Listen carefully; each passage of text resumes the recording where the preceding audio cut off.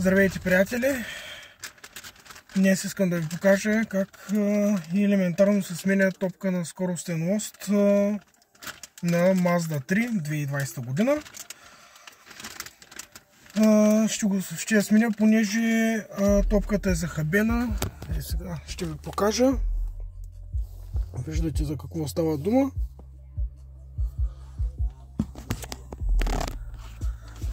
Поръчал съм си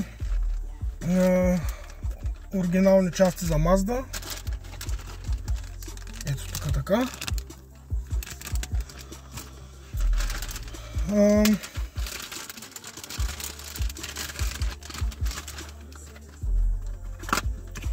Тук в тази кутийка, голямата на Mazda, оригинал, е топката, новата оригиналната топка, кожана.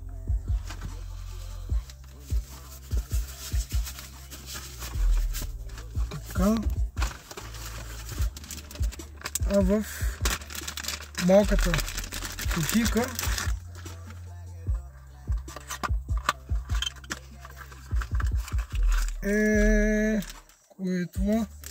това е за скоростите. Така.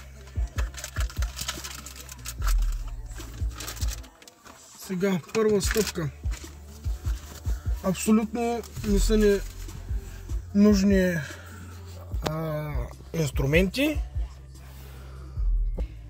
Колко лесно става. Фащате и обратно на часовниковата стрелка почвате да развивате и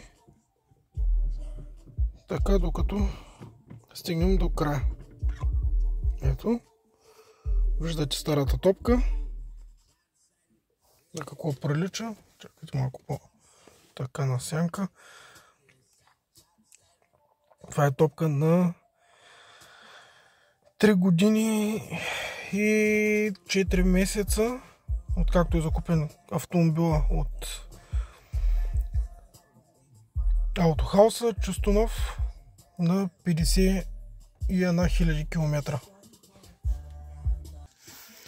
Така, следва да извадим новата част и да почвам да навиваме.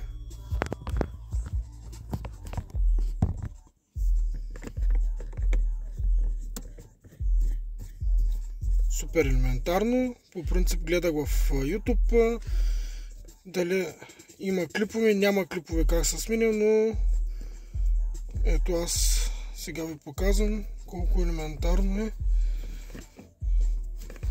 да бъде сменена. Не е хубаво да се навива до край, за да не развалим резбата.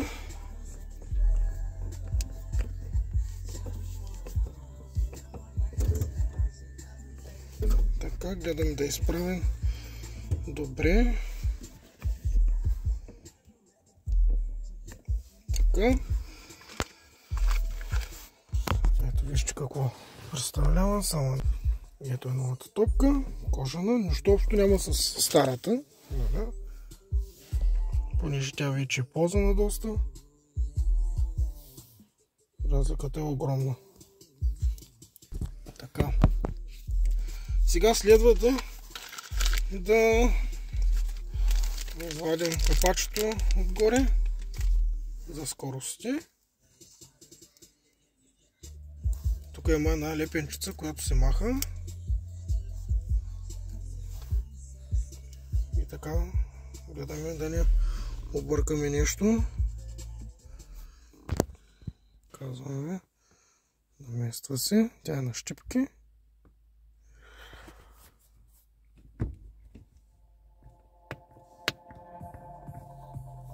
И така имаме чисто нова топка и едва ли не нов скоростен лост.